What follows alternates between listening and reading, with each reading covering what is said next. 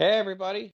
Good morning to you. Welcome to our first podcast of Two Yankees in a Palm Tree. We thank you for joining us today. Today, we're going to talk about the transitions from moving from upstate New York to Florida. So, welcome, Lori.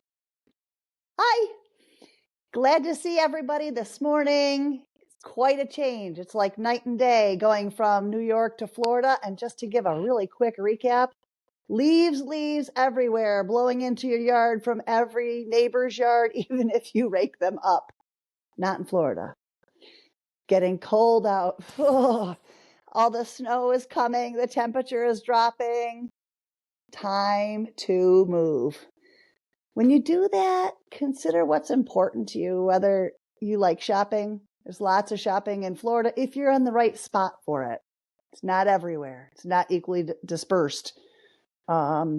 If you like beaches, that's going to be a big consideration on where you move. If you're looking for just rural solitude, lots of that there too. So it's really what is most of interest to you. So that's what I found. And then it was packing. So it's time to move out. And, well, you probably remember I ended up getting a moving company to help with some of it. And because you're moving such a distance, you may try to save money where you can and pack some of it yourself. That's a good idea. If you've got a lot and you can afford it, you consider hiring somebody. But what we ended up finding out in the end, yeah, go ahead, babe. It's just way cheaper to not bring your stuff at all and just buy new stuff at the other side. If you figure out the cost when you're all done with the moving and everything, it's way cheaper to just get rid of your stuff and buy new. I know it doesn't Yeah. sound like it is, but actually look at the prices and look at how much it's going to cost to move it. It's just going to be cheaper to get new stuff. Yep. So I only brought a little bit with me, actually just a couple pieces of furniture, and all the rest And it was was clothing. and it was thousands of dollars to move the little bit that she moved. And it was stuff she wanted to keep, but it was thousands of dollars. Yeah. Yeah, and actually in hindsight, it was really ridiculous to have done that because even the things that I thought that I would want clothing wise, they're not trendy down there, number one. And number two, like I'd say like 80% of it, I didn't even end up wanting to wear it or need or could wear it because it was just too warm. So we're mid area. So you're going to get kind of the range of temperature from northern to the very southern point. But most of what you have clothing wise, you're not going to need. So shed that, give it to your Salvation Army, give it to your local thrift store. They'd love to have it, and you don't need the bulk. So that's my experience. So a little background from where we're coming from. So I came from upstate New York and I lived in a very rural town. Um, I don't even think the town posted its population. It's just a very rural place. It was mostly grapevines and wineries and stuff like that. And Lori lives more in the city. Her house is more, not in the big city, but more of an urban setting. Sidewalks, stuff like that. Suburban. Yeah. Yeah, you know, she has things like stoplights. The town I had doesn't have those. So, and that's kind of where we're coming from. And now we live in the middle of Florida in, would you say what, suburban area?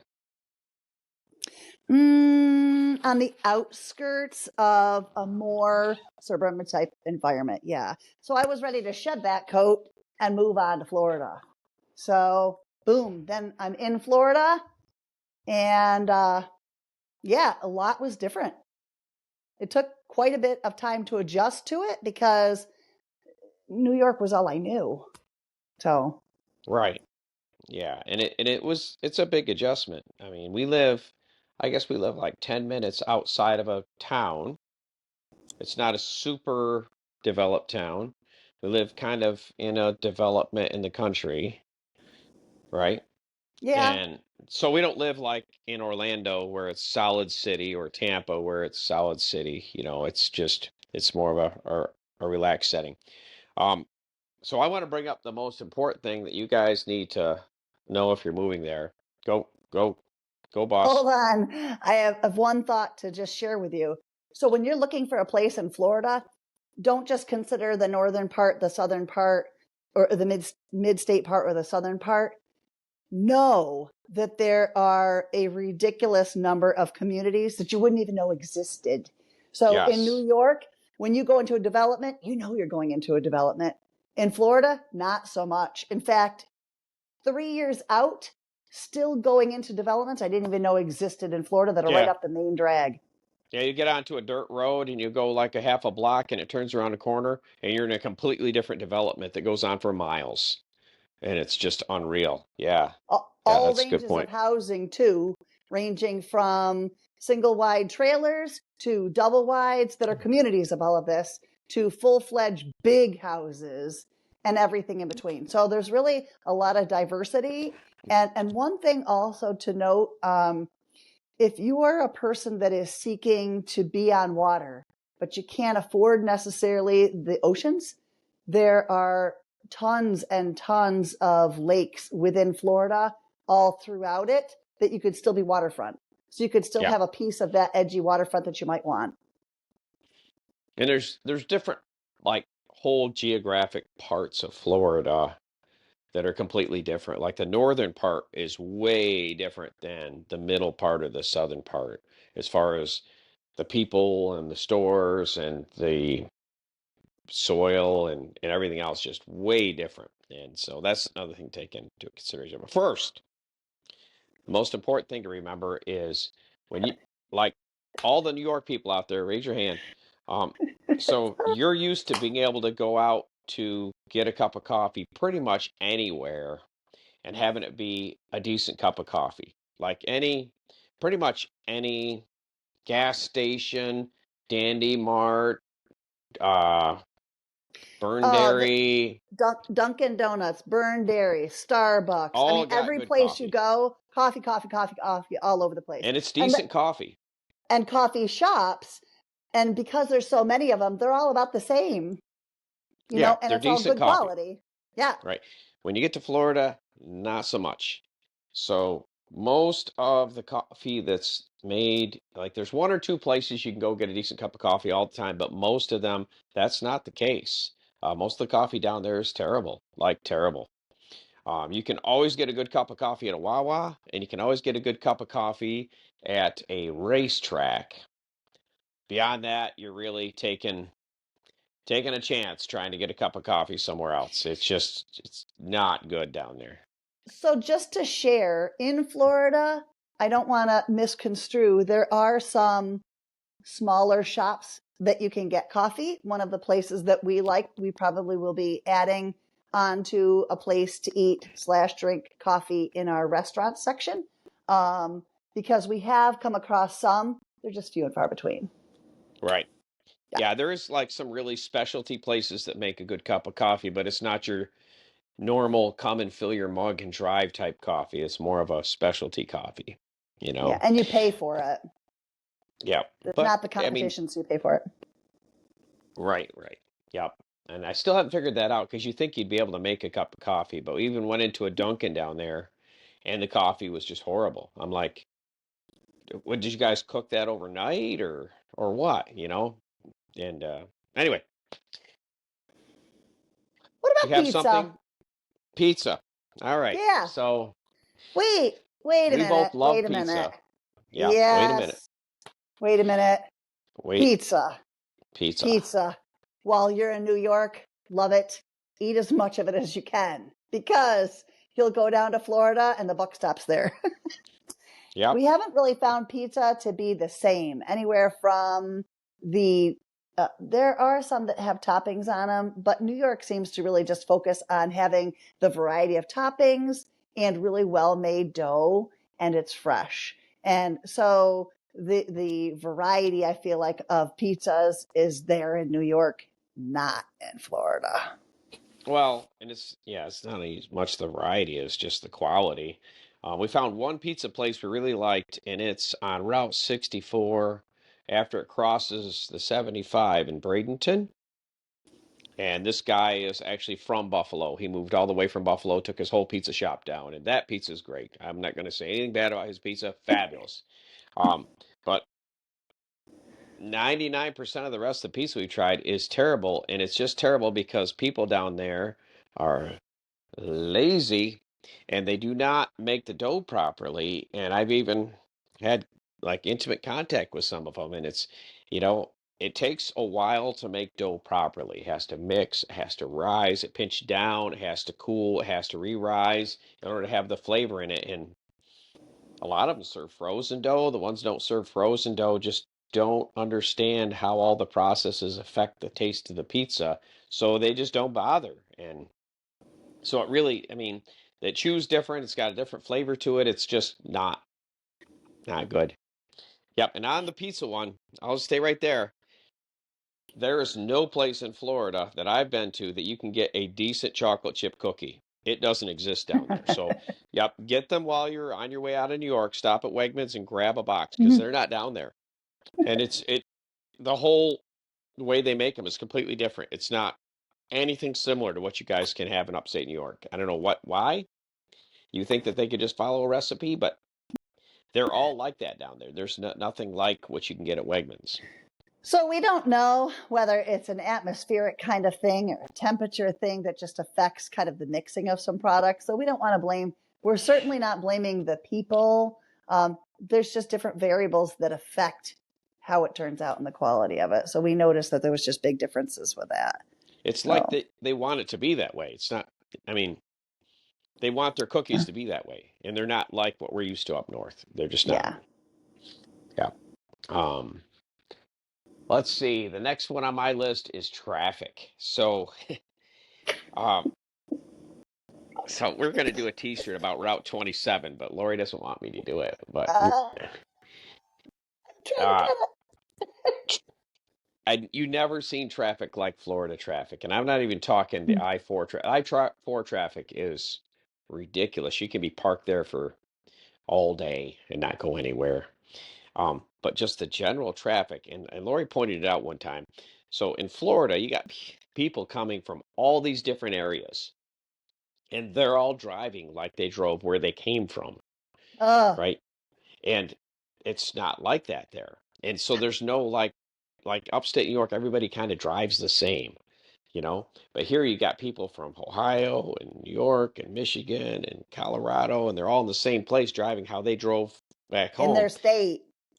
Yep. And everybody seems to think that the speed they're going is the right speed. And you'll see people doing 20 under the speed limit, doing 20 over the speed limit, and they're on the same road. And it's a bad thing.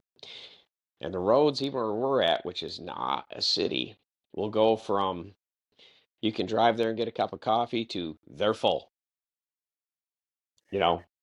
And Yeah. Yeah. That just seems to be not only a lot of traffic, but because well, RJ had already said people are coming from different states. Everybody's driving the way they do in their state and what they're accustomed to, whether they're in an urban area or a rural area too, also playing a role in it. So you've got such a conglomerate of drivers on top of people that have motorcycles that because the weather is so conducive to having the outside fresh air hit you are driving all over the place very fast in and out of lanes, very dangerous. So just something to keep in mind. It's not saying that Florida's bad to go to or anything like that.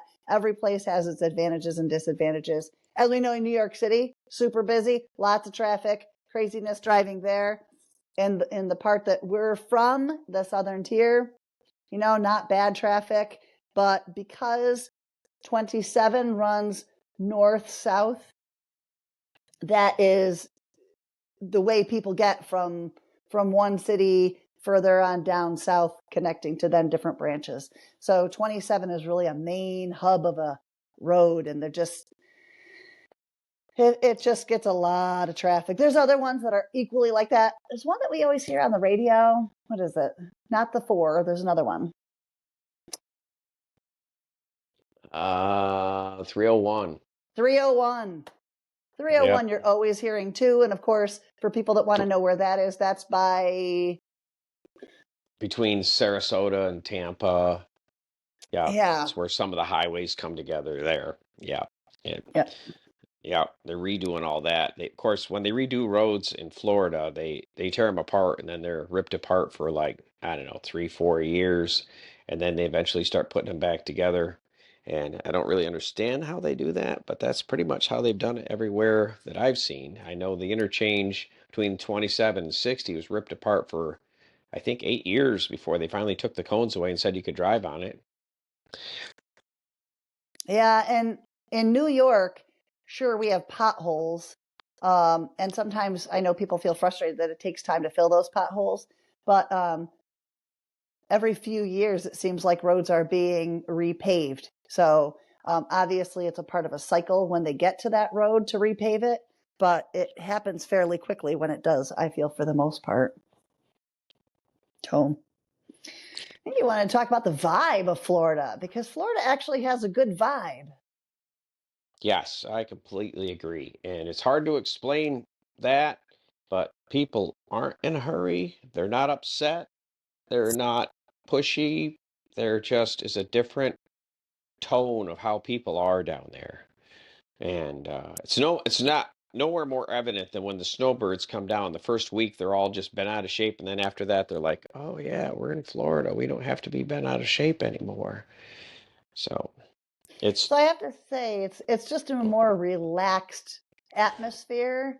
Um, of course, there are probably more. There's probably a higher rate of retirees that are in Florida. Um, so people are just kind of on a different plane in terms of their urgency and need to move around as quickly. Traffic is not connected, obviously, to that, but people, in terms of their interactions, really kind people in Florida. yeah, yeah, I agree. Yeah, the people are just they're just kinder, they're nicer, they're not in a hurry. It's not anything to be in line behind somebody in Florida and learn about their entire family while you're waiting there to cash out your groceries. And that's just Holding how it is. doors, holding doors. Yep. In fact, actually going out of their way to hold the door for you. Just And really backing up those and letting you through the niceties. door first and thanking you. And it's like, Absolutely. yeah, it's a whole different thing. Gracious. I describe them as a gracious, environment. Yes, yes, I agree. So the next one on my list was restaurants. And I want to divide that into two pieces. We're going to go back and revisit a lot of these in more depth at some point, especially pizza. We'll probably visit that one a couple times. Um, Really? so there's like a lot of chain stores that exist in Florida that are they mostly just exist in the South, right? And I'm not a huge chain store fan, but there is some chain stores I do enjoy, right? And then there's a lot of mom and pops all over Florida, okay? And they're just kind of on different tracks, okay? So I want to like I want to talk about the way the mom and pop thing works in Florida, so you can kind of tie it into the vibe of Florida. So, Lori, any feelings? I agree. There's a lot of mom and pops. There's also a lot of cultural influences, I feel like, in Florida, which has lended itself to some more mom and pop type places. So there's a lot of well, I could start with just the Spanish influence. So there's a lot of Mexican restaurants Cu- in Florida. Cuban.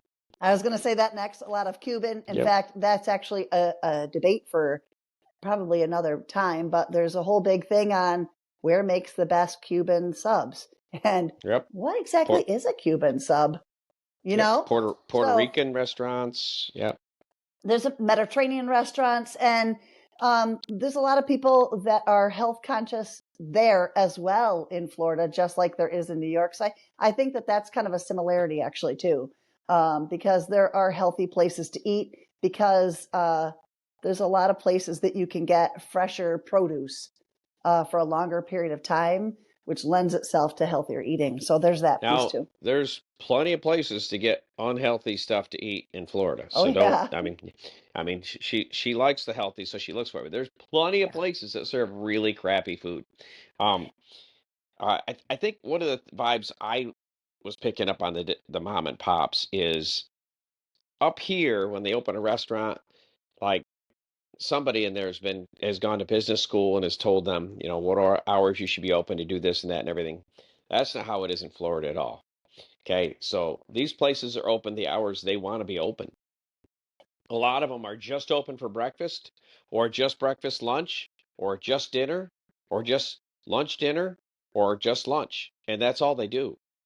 And they're not interested in your opinion of how much better it would be if you're open longer. That's just what they do. And there's a lot of places, I mean, a lot of places that just do breakfast. That's all they do. And it's just way different than up here. Because up here, if somebody was really popular and they had restaurant was full, it'd be like, oh, cool, we'll stay open for a couple more hours. We'll do lunch, maybe dinner. They don't do that at all. Yep. Oh, I don't know if we're ready to talk about this yet, but Always ready. Always ready. so one of the things that we wanted to talk about is churches. And the reason that I bring that up right after restaurants is frequenting restaurants after church service, big. They Yes. do that, I believe, to some extent in New York. I did when I was younger. We used to go out after church service, but people having fellowship out at restaurants, I think is more common, even there. And like the churches or the restaurants, the stores, and every place else you go, it's very common to have Christian music playing in the background at all the places you shop and the places you eat and everything. Very common. Um, I think most of them are playing praise and worship music or the local Christian radio station in the places you eat or shop or whatever. Um, and churches it's not like here. Like here, like you'll say, oh, all three of our churches are pretty much right next to each other, and they're on Church Street. And down there, you might have I mean, there's streets that have 10, 12 churches on them, all big, and like the one guy that I used to know that lived in town said he was moving out of town because there was more churches and bars, and there's maybe twice as many churches as bars in our town, easily. Yeah, yeah, All yeah, large, well-attended churches with hundreds of people in their congregation, you know, and then right next door there's another one that's also large, well-attended, really yeah. nice, caring people, and all the places I've been. Uh, you know, there's different vibe in every church you go to. It's just up north, everybody kind of gets to that. We're almost at 100 people in our church kind of stopping point because that's literally all that one pastor can handle. And then if you go past that, you got to get more people on your staff. And so you'll see a lot of churches in upstate New York kind of stagnate around the 100 range ish until they decide, oh, should we put on another staff and another service in the morning? Do we need to build another building? And it's not like that down there at all. I mean, most of them are starting with hundreds of people. Well, and as a note here in the Southern Tier, we've even seen some churches close. And I don't think I've seen any churches in the 3 years that I've been there close. Yeah, So if anything, they're adding more churches, building more churches. And making them bigger. Yep. yeah, and there's a lot of, I shouldn't say a lot, but there's some interaction even between churches at different Yeah, times of the yeah. year. The town we're in, they do a thing before Easter where all the churches get together and fast and Fast. pray for so many days, and then at the end of it they have a big festival of music on one night and then a celebration of Easter the next day, all the churches together. And I think that's fabulous. I mean, Yeah, and why there's not work no, together? yeah, there's no, this is my territory kind of thing either in Florida with that. I'm not saying there is in New York, but there's definitely not that feeling of it in Florida either. And one of the things that I really like just to point out is that as a Christian, and I profess I am a Christian, I love the Lord. And one of the things that's just really refreshing down in Florida is that you can more freely speak about how you feel with your faith, as opposed to needing to kind of, to some extent, keep it in a box. Because, as RJ was saying, they're playing Christian music in grocery stores, in restaurants. There's billboards up all over along the way that have Christian sayings. And it's not necessarily for a particular church, but just the word. It could be some of scripture that's just on a billboard. So people Yeah. are really professing their faith more so there. Some people I know may have heard that before. It's true. Yep. Yeah. And Yeah. it's very refreshing. It is, and nobody Yeah. bothers you if you don't believe that. But the point is, you can believe it. And you can believe it like out loud, and it's fine. No one bothers you. You can stop and pray for somebody, and it's not a problem down there. Yep. Yeah. And actually, when you go to restaurants, people actually can appreciate the fact that you're sitting there and saying a prayer before you're served. And a lot of people do. I see Yep. that more down there than in New York. One of the things I wanted to bring up was okay next was schools. A lot different. Oh my gosh, I went down there. And so in New York, of course, you have school districts in the South. And this isn't just in Florida, but as you move to the South, there are more that are county based. In Florida, it's that way. It's county based. And there's lots of schools within the county, of course. And one of the things that was just glaringly, oh my, that's different, was that I'm used to hallways within buildings to get to different classes, as there are in New York. Not in Florida. In fact, classrooms all open up to outside. So every classroom opens up to the outside, and you'll have, all the classrooms have their outside door. It just goes there. There's not an inside one. And all of the properties are fenced in. So that's another Yes. thing I wanted to point All the out. way around with tall fences. I know up Yep. north we used to use we used to go run on the track at the different schools after hours and everything. And you're not going to do that in Florida because everything is fenced in and locked. Yeah, there still is plenty of security in Florida. Don't get me wrong. You still have to buzz to get in, and I think that's probably, I'm assuming that that's nationwide. I don't know, but there is still the security level. But then the other thing I noticed too, the busing from where we are anyway, in the county that we live in, busing is not as much relied on as it is in New York. It seems like in New York, more and more people try to get a bus, even if they're within such and such walking distance to the school. There's just a lot of people relying on busing for transportation to schools. Oh my goodness. In Florida, I have waited in line because parents are at the school transporting their children individually by the blocking traffic. I mean, blocking the Yeah, road. So you could have like just run out to get your miles of them. coffee and come back in miles. Yeah. Yep, yep. People lined up for a good mile either way trying to get into the school to drop their kid off. So I'd Yep, expect that in New York in the beginning of the school year, but this goes on all year in Florida yep. Every through the day. very end. Yep. Yep. Yep. You'll see people lined up there for 2, 3 hours at a time waiting to pick their kid up after school. Yeah, I don't get Yeah. that. I don't have that kind of The time. the language used for special education services, you'd be an ESE teacher. That's not what we call it in New York. In New York, you're just a SPED teacher. So it's just different acronyms that they use to reflect their special education programs, whether it be in New York or in Florida. So anyway, moving on. Anyway, moving on.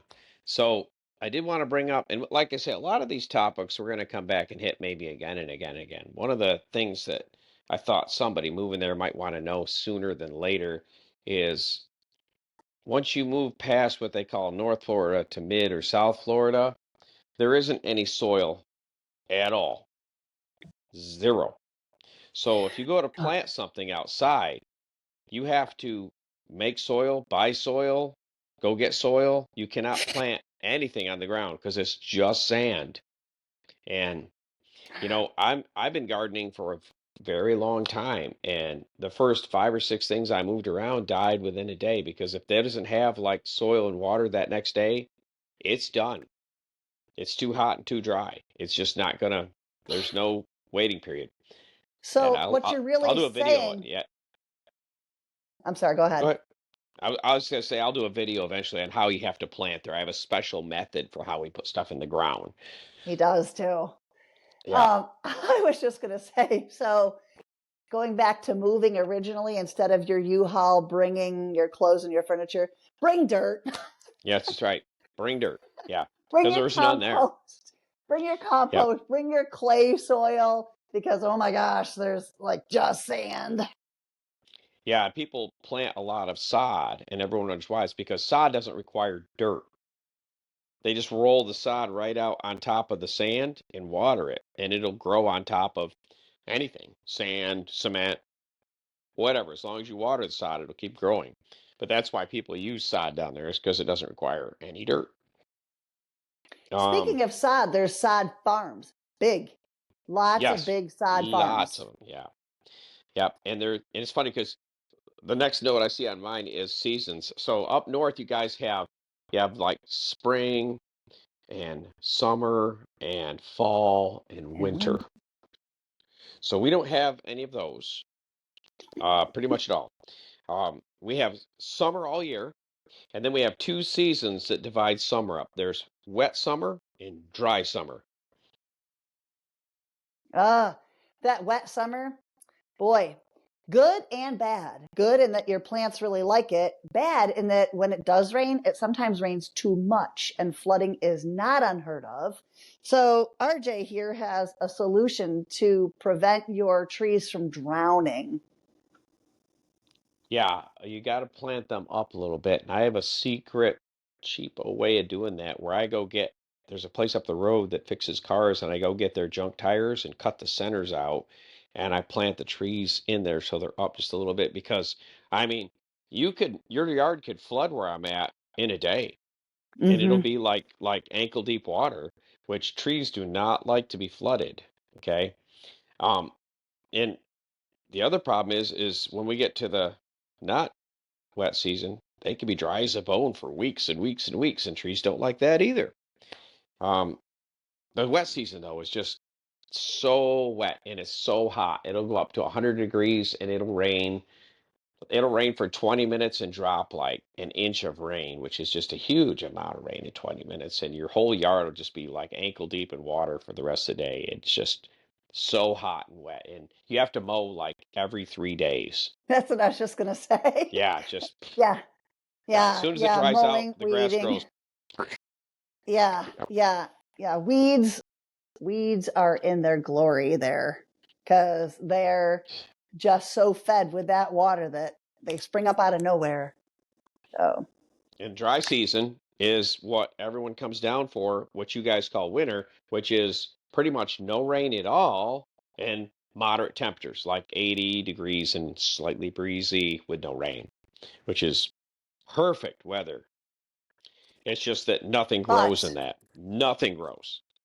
yeah, and actually, actually, you'll find yourself watering all the time. You could water a couple of times a day because that evaporation takes place so fast still because it's still warm enough to evaporate that if you don't keep up on your plants, it'll only be a few days before they just won't have enough water and they'll die. Yeah.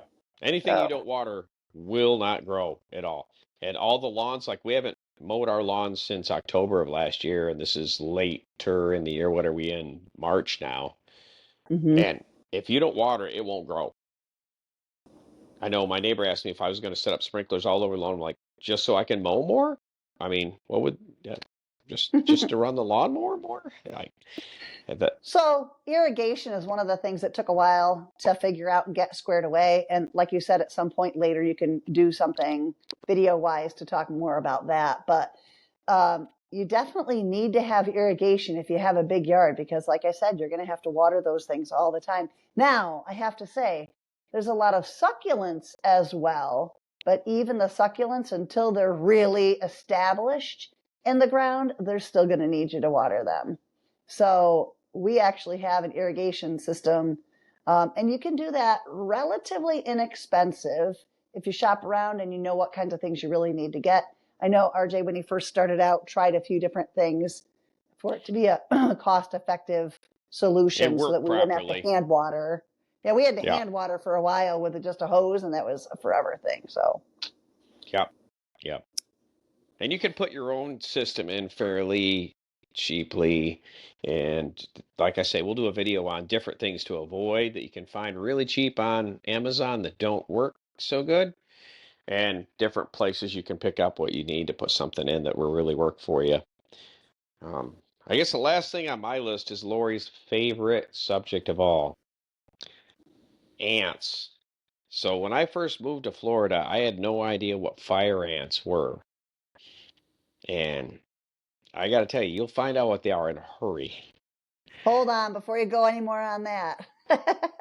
So if you think that you're just going to come to Florida and you're just going to not be on the beach and you're just going to pull out your towel and lay down on the ground to get some color, oh no. You'll probably want to invest in something that'll elevate you from the ants because it doesn't take much for them to crop up all over. You want to say more about Yeah, that?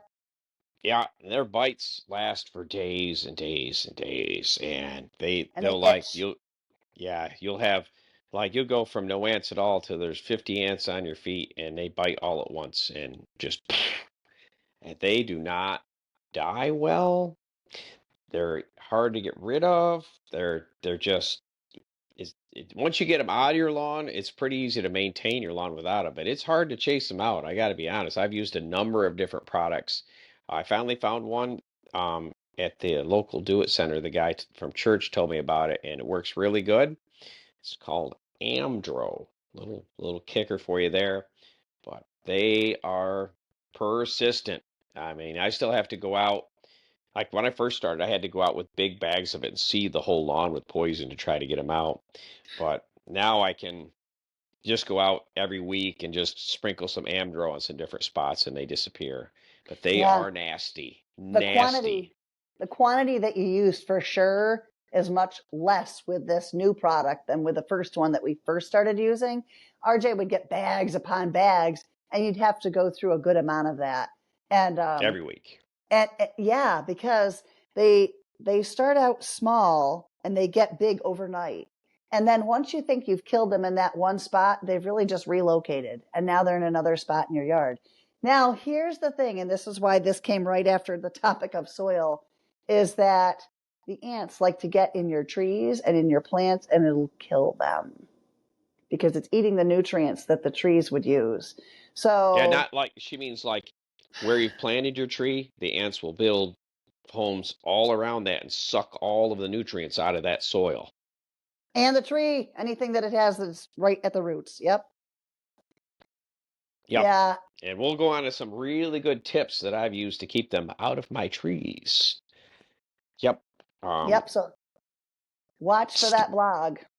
yeah, stay tuned. We're going to go over some really cool stuff that'll help you with that because we plant a lot of different trees on our lawn. We'll probably do a video tour of some of our fruit trees once I realize which ones didn't die and That's go because we had over. a cold snap, though, just so you know. That's because we had an unusual cold snap for Florida that lasted, what, 2.5 weeks? Yeah, yeah, temperatures in the 20s where I was, which is unheard of where I live. I mean, yeah. But anyway, we'll figure out which ones lived, and we'll do a nice video of some of those and explain why we planted them the way we did, and hopefully help you guys out if you're planning on transitioning down there and doing some of that.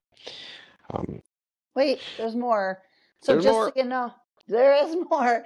So having to do with ants and things that can invade. One of the things that you may have heard about is people talking about cockroaches. You do have to pay attention to cockroaches. They can invade your property, but there are services that are very common there that are not in New York. I don't see people needing those kinds of services as frequently in New York as they do in Florida. So there's services that you can hire out, but there's also, RJ has another tip that I'm sure he'll probably share in a future video that you can put around the perimeter of things to not have those cockroaches and other insects cross.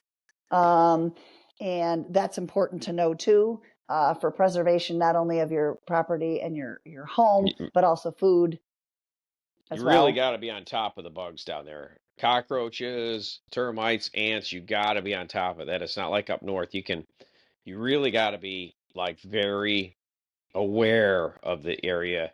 And we pay to have a guy, what's his name? Anthony's Best Pest Control, come out and he sprays all around our house every single month. And you gotta, if you're going to be down there, you got to keep an eye on that. So when he says that, know that we're talking about for preventative purposes, not just after there's a problem. No. So you want to be preventative all year. And that's where we have Anthony come out. The other thing, since we're getting into critters and sorts that are different, you definitely see more iguanas and lizards, and you've probably seen and heard some of that kind of thing that are down there. They're prolific. There's a lot of them. And they just scurry around. They don't harm anything that I've seen. They're just there. And they scurry, and that's all, but they don't damage anything that I've seen. There's also snakes, and of course you have to be just mindful of that. Don't be A ridiculous lot and of stuff start. that moves around. Yeah, don't be walking in tall grass at odd times where you're going to disturb things like that, because there are some dangerous snakes there. And of course there are in other areas as well. There are, I'm sure, in New York as well. You just hear more of them in Florida because more people are out, so more people are seeing them. And in our travels, just to give a really quick mention, if you want to see something really cool, you can walk through your state park here and see armadillos just kind of hanging out. And that's kind of neat. There's also Yep. wild pigs that you'll also see in your local state park as you're walking through, which in the state park we've seen as well. There are bears as well. But wild pigs and hunting wild pigs, big in Florida. In New York, deer, geese, ducks, that sort of thing. But a lot of pigs in Florida are hunted, as well as our Alligators. symbol.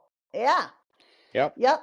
In fact, actually, there are contests even for alligator hunting. Who can Yep. find the biggest one during And a certain time? snake hunting. Yep. Largest snakes. Yep. Yep. Yeah. Good So, times. yeah. So, anyways, a lot of neat differences, some good, some bad. You're going to have that everywhere. We just kind of want to give you the down and dirty of what some of these areas have to offer and kind of just prepare you a little bit ahead of time and share with you some things that we've tried that have been really helpful in navigating the environment and the change and transition to Florida from New York. Okay. All right. I appreciate everybody listening. I hope you'll join us on the website. Our website is, Our Florida home.online. and we're on everything else. Just we're on everything now. So jump on and check some of us out. Hit us up with some messages. Hit us up with some questions. This Facebook, blog, TikTok, Facebook, yeah, and Instagram, Rumble, YouTube, Pinterest, all the stuff. We're on all the stuff. This is our travel blog. It's called Two Yankees and a a palm Palm Tree. tree. Yep, and we hope you guys will join us every week for episodes of this and get down below the episodes, give us some feedback, and let us know what you want to hear or see. We surely do appreciate that. Please like and subscribe wherever you see this so that more people can see it. The more you guys like and subscribe to it, the more it'll show up in other people's window. We hope to really hope you'll enjoy this and be a part of what we're doing as we travel through Florida. Thanks a lot, everyone. Enjoy. Have a great Bye. day.